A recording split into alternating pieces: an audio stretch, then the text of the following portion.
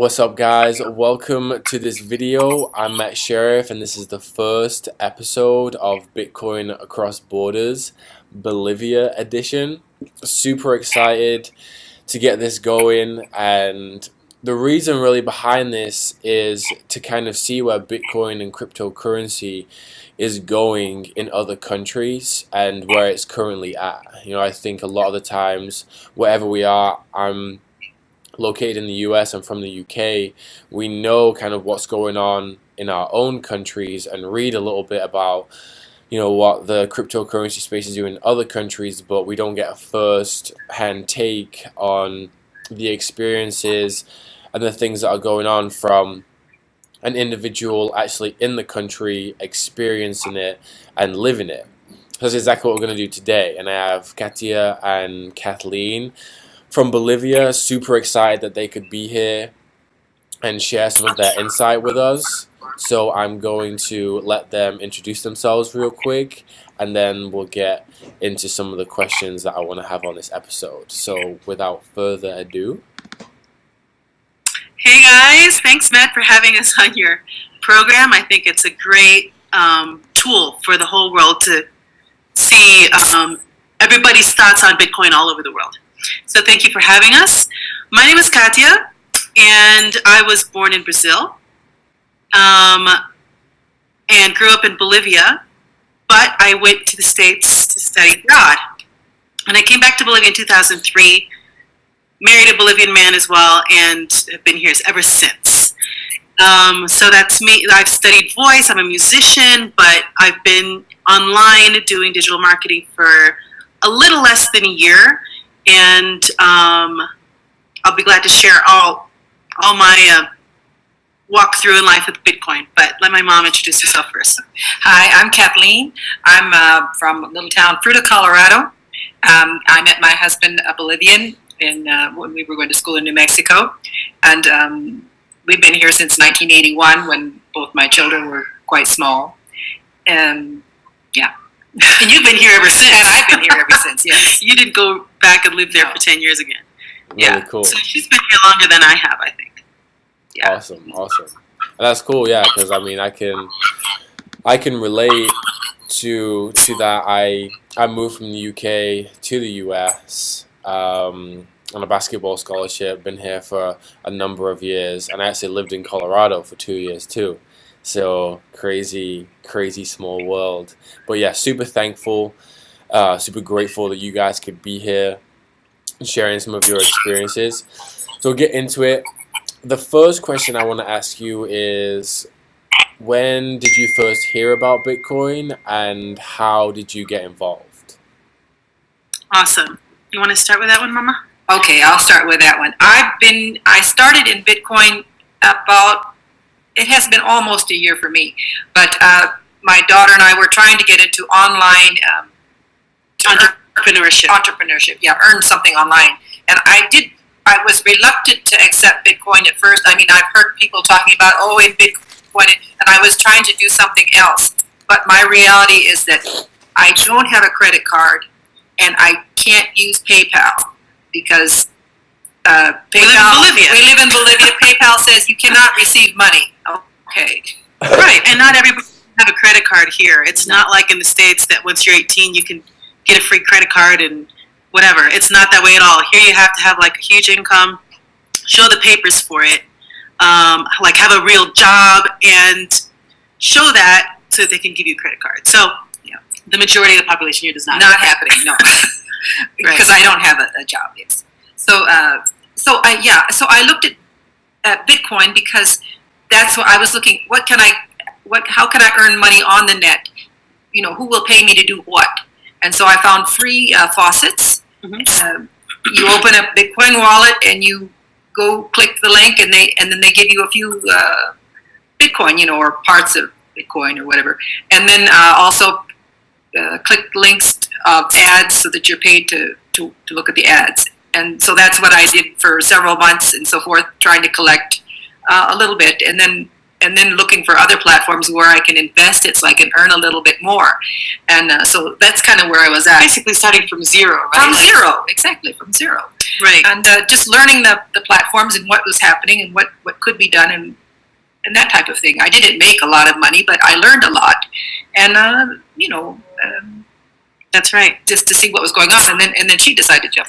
Right. Well, I mean, as my mom, both of us, we were trying to find how to have an income, create an income, living in a third world country with our limitations and language barriers as well.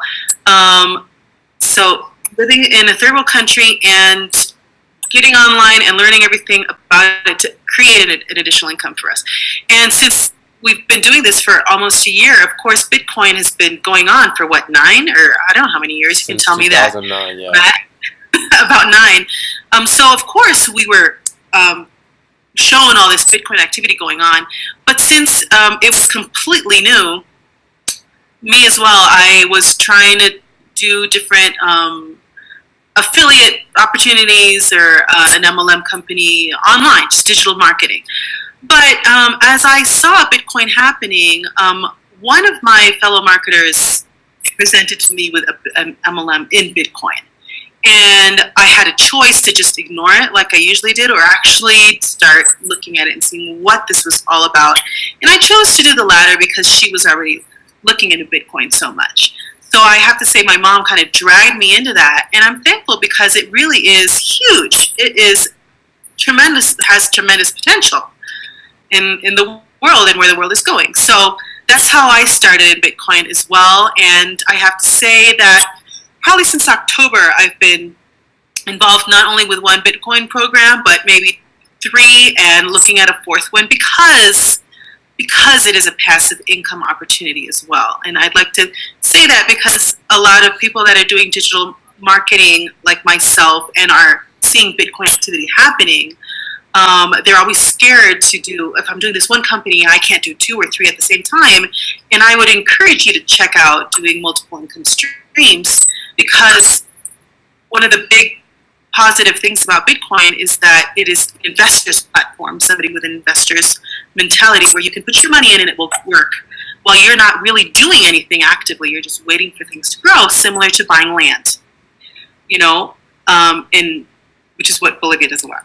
But so that's what my walk with Bitcoin has been until this point. Awesome. And I think that's really cool. This really goes to show that you can never be too young or too old to be an entrepreneur, as your mom pulls you into Bitcoin, which is absolutely a beautiful thing. What you said too really resonated me when Kathleen said, I haven't earned that much, but I've learned so much. And that's absolutely huge, because I talk a lot about financial literacy and people understanding their own finances and what's going on financially in the world and where they can position themselves to prosper and to, like you're saying, to gain a passive income. So that's really, really cool to hear. And then my next question would be, in terms of being in Bolivia, how is Bitcoin unique to Bolivia? And let me expand on that a little bit. What I'm really saying is, I work with a lot of people in the US and UK because that's where I've been exposed to. And these first world countries already have quick and somewhat efficient payment methods in terms of credit cards and PayPal and some of the things we've already mentioned. So a lot of these people are getting into Bitcoin as an investment or as a safe haven to diversify their portfolio, or to use as a business to make money, trade with, etc. And then a lot of countries in Europe or third world countries like Greece, in Europe, that's not a third world country, but Greece, Spain, countries in crisis, India with their currency crisis, a lot of people have shifted into Bitcoin to act as a safe haven of their money, to take it out of the monetary system and have some protection. So what I'm really asking is how Bitcoin is unique to Bolivia in that way. Right. Well, I think it's growing here. When I started about 6 months ago in October, the first MLM company that was dealing with Bitcoin, I remember talking to some people about it. People that are usually doing entrepreneurial activities and open to anything else that I had to offer them, they were resistant to it, or there were too many questions about it that they couldn't consider. They couldn't wrap their brains around it, and I relate to that because it took me a long time to wrap my brain around it as well. And so I sort of left the whole Spanish-speaking community with my Bitcoin MLM endeavor because I started prospecting in the English community. And 6 months later, I found some different platforms that I thought would be really good for people that live in a third world country, and Spanish speakers, because the fees were so much lower. And that's another thing, is the whole economy, right? We have to deal with smaller investment amounts living in third world countries. So I decided to kind of launch it again on my Facebook and make some posts about it.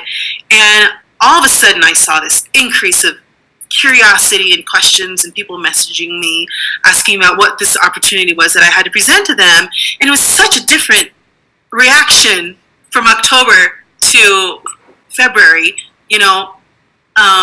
in people's brains. And all I can say is that there has been an education in the community here in terms of Bitcoin.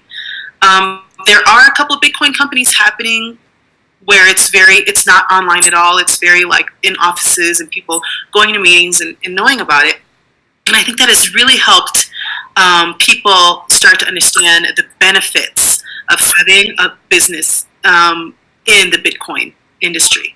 So the growth has been pretty big here in terms of that. And I also see that it is not only the different economic stratas here, like middle, what do you call it?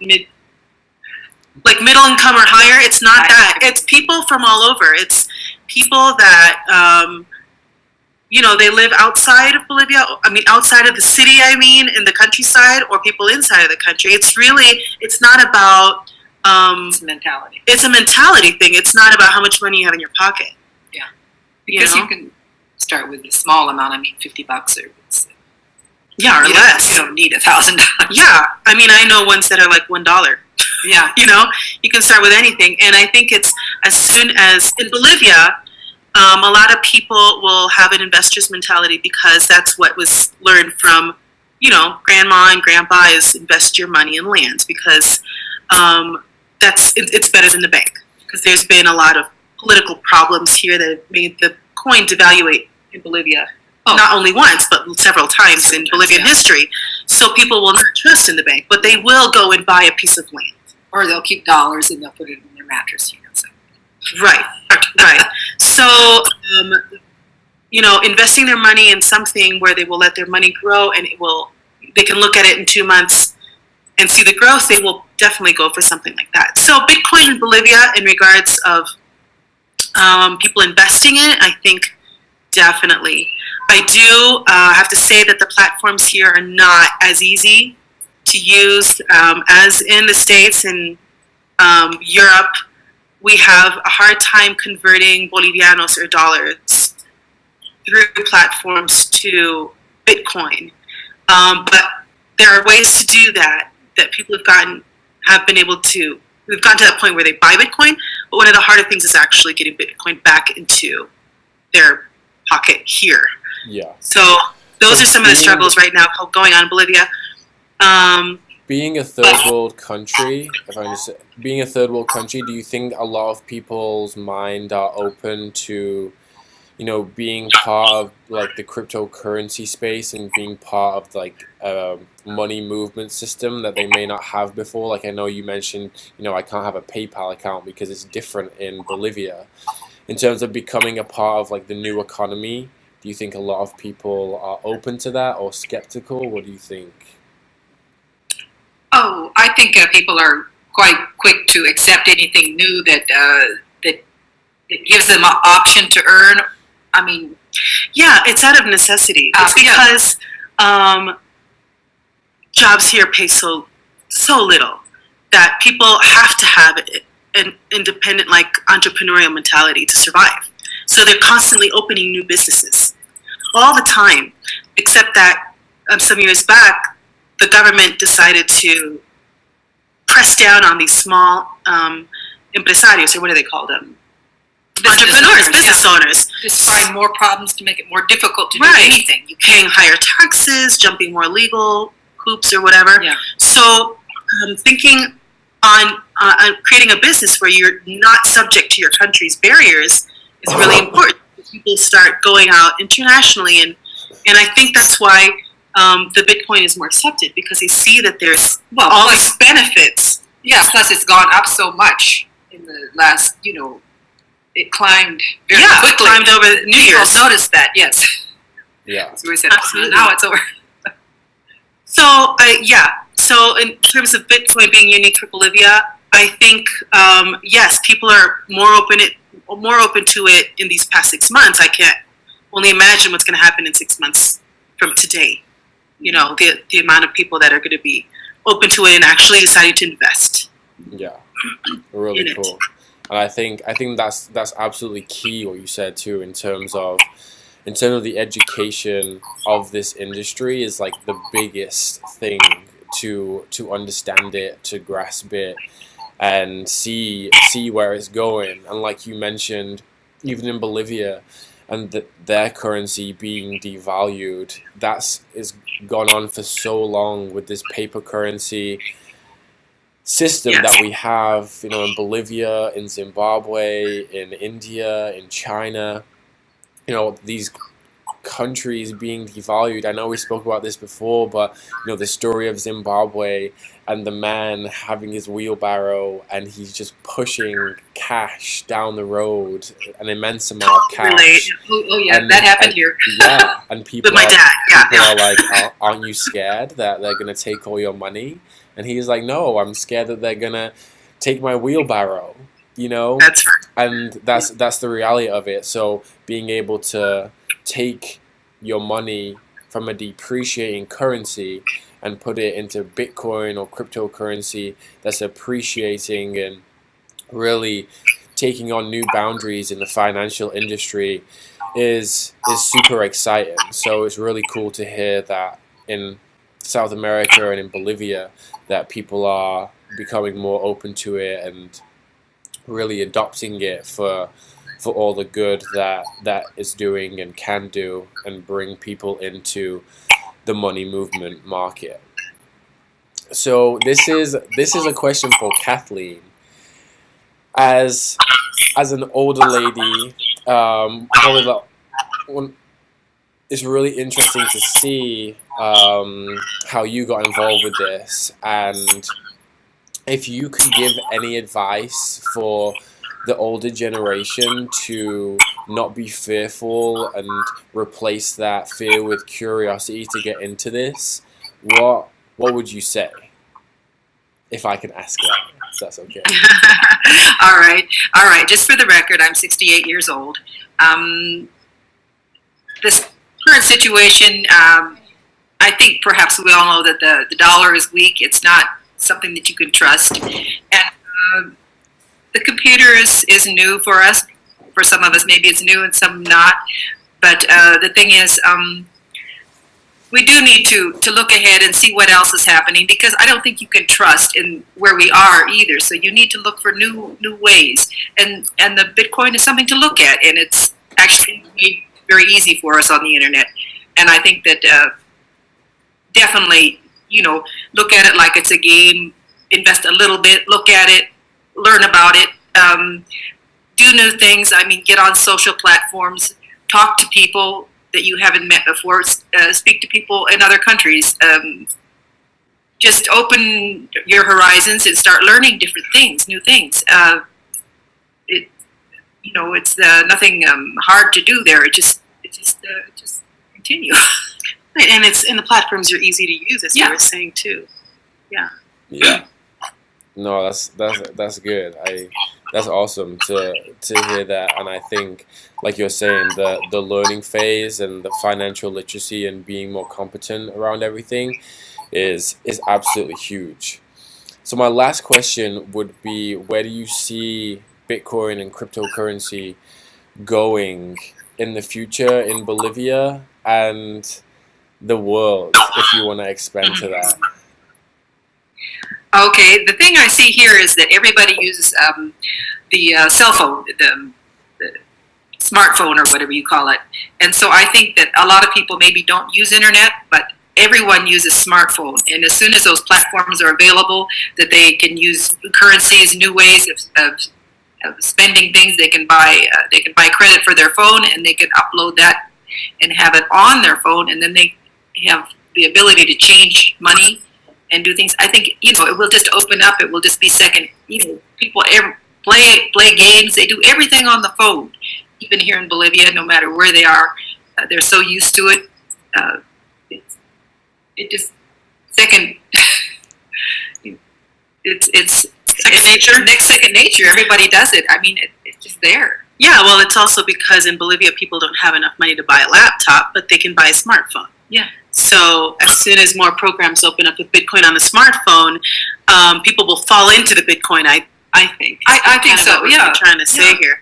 Yeah, I agree, and I also think that with all the trading scenarios going on in cryptocurrencies, that's very interesting for the Bolivian mentality, because we've always had to rely on different coins. We could never rely on the Boliviano. And it's changed its name. It used to be the Peso Boliviano because it's devaluated. We called it, the Boliviano and whatever. And so we were highly dependent on the dollar until it went down, and then we were dependent on the euro. So people are used to changing currencies all the time here, especially for travel. So that's really easy to think about. So adding a cryptocurrency, once they understand what it really is, and how it works, I think that is going to be second nature here as well, to just invest in a different coin now, or in a platform that has different trading going on already. So I think a lot of people will definitely be investors. I don't think businesses so much. We were talking about how Evo, the president here, what was it? I don't know, about 3 or 4 months ago, he decided to shut down 2 companies here that were using Bitcoin. They weren't they were MLM companies that opened offices here, so they weren't even Bolivian companies. But Evo decided to shut them down because he didn't have any way to regulate what was going on financially in there, and he thought he just better shut them down. And then he said to everybody it was prohibited to use Bitcoin in Bolivia, which is, we know that nobody can do that, because if you're on the internet, you can use Bitcoin, and no government can't come and tell you anything. So, but there is kind of, there was that. So I don't think until Evo, as long as Evo stays in Bolivia, I don't think Bitcoin will really be used in the businesses for transactions here. But anybody who decides to do stuff online and be in programs that use Bitcoin online, I think Bolivians will definitely go towards that route. Oh, right? Sure. And in terms of the world, well, hey, I think it's just growing immensely. I see programs popping up all over the place, faster than ever. Truly. I mean, I took a 2-week vacation. I was offline for 2.5 weeks, and I came back and I saw like 4 new things popping up in the same week. So it's, we have to get on the bandwagon, because if not, we'll be losing out. Right. And in order to hop on a bandwagon, you need to learn what's going on, so you can have discernment later on to see where you want to go into, because it's highly diversified. And that's the other thing, is that if you're curious about Bitcoin and you want to get in on it, I would say diversify always, because you have to have like 2 or 3 or more different programs going, so you can keep your eggs all in different baskets. Different experiences, different types, because you can't stick with one thing. Yeah, for sure. Yeah, that's awesome, and I think really focusing on the power you were saying, about the government. it's interesting to see how that can dictate what happens in terms of the allowing it to really be a currency and be a form of payment for people. And I think the big thing to think about is that we are in the stages of early in the internet, in the 1980s when we had dial-up and it was super slow. When you're talking about not being able to really liquidate Bitcoin in your country and take it back to your local currency, we're super early in the growth of this industry. And now I have Wi-Fi everywhere, and the internet's so different than it was 15, 20 years ago. In 10 years, this cryptocurrency space is going to look so different than it does now. So if you're new to this space and you're watching this video, don't be skeptical or scared that you're not gonna be in control as it may. You're really getting involved in an industry that's really in its infancy stages and can grow and grow and be really interesting to see where it is in 3 or 5 years. So that's all I have for this episode of Bitcoin Across Borders. Super thankful for these ladies that they could come on and be with us today. If you guys want to say anything really quick. Sure. Well, first of all, I'm really anxious to see all the different videos you're going to be pouring out later. It'll be super educational for us as well. Yes. And I'm on YouTube. If you want to see the YouTube channel, I have periodically.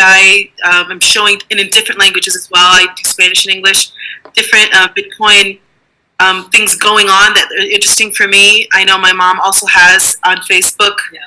I'm on Facebook. Just look for Kathleen Escalera, and anybody want to friend me, I'm open to talk to anyone. Yeah, Yes. yeah. And so if you want to look us up, we're here to help and your YouTube try to channel. guide as much as we can. Yeah. Mention your YouTube channel too. I'll have it pop up, but you can say it.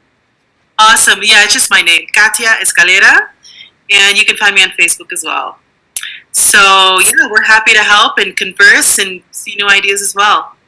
Awesome. So thanks, Matt. Thanks a lot. You're welcome. Thank you so much for being here. It's the first episode of Bitcoin Across Borders Bolivia edition. Hopefully the next one will be my good friend from South Africa. Get him on, get another perspective, and keep rolling with these. So thank you to Katia and Kathleen for coming on. I'm Matt Sheriff, and if you're new, I'm going to have my free video course in the bottom in the description page. So make sure you check that out and subscribe to my newsletter, subscribe to the channel, and I'll see you on the next video.